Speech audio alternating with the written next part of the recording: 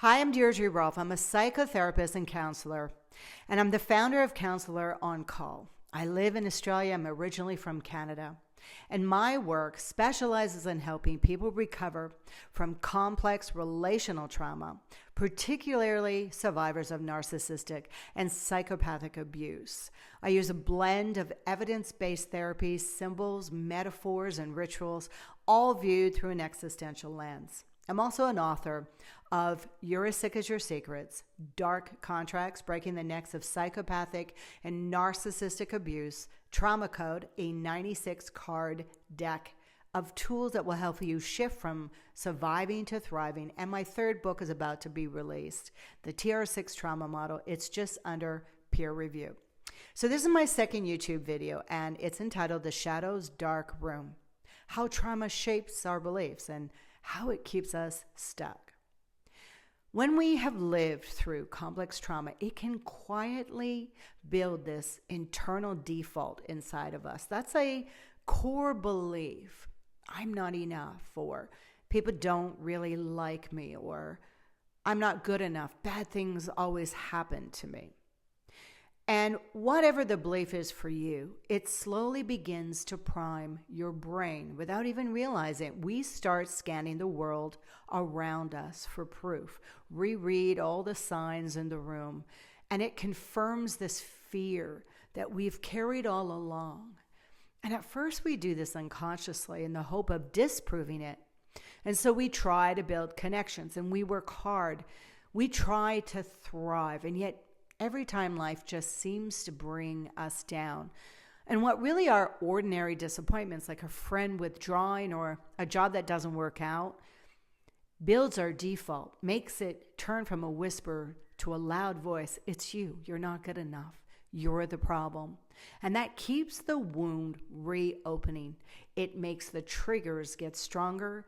And each time you come out, you get further shut down. And if you don't meet this consciously, it will deepen.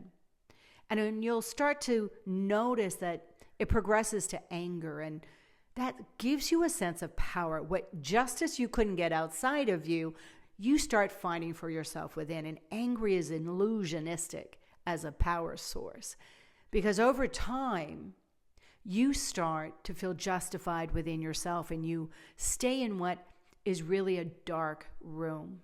It feels safe, it feels familiar, and it feels better than going out there and getting rewounded in the disappointment that constantly sets you up. But here's the thing, it is so illusionistic, and it's not the truth. It's just familiar. It's the devil you know.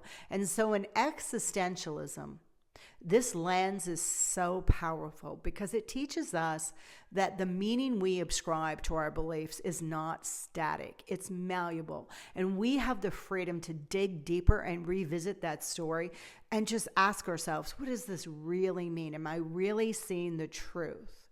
And that reaching out isn't needy or being unlovable. Doing that because you value connection isn't people pleasing. It's because you are pushing through these defaults and pushing and choosing to get what it is you want. And that effort will give you the love you require. It will give you the job you want. It will give you the connection you need. You just have to push past the resistance and not react so early in the game. And so if you can get comfortable being uncomfortable for just a little while, you can get over that bridge that seems to feed and put you down, because the truth is you're getting addicted when you stay in that dark room to the feeling of relief, because it is a feeling of relief to a point. Even though you suffer, it's a suffering you know, and it starts to get cathartic and comfortable for you. So it's easier to find out when you go out that people don't have time for you. They don't really want to see you. That job isn't for you, because you'll go back to what you know. And it seems so much safer than having hope and believing in a job or a career you could actually push through and have, believing that you can sustain long-term relationships, romantic partners, and only finding out at some point it doesn't quite work out. and then you fall even harder and completely collapse. That's the fear. And so that relief is trying to protect you from that fear. But really, it's just the consistency of pushing through. You can have everything you want on the other side. See you for the next video, video 3.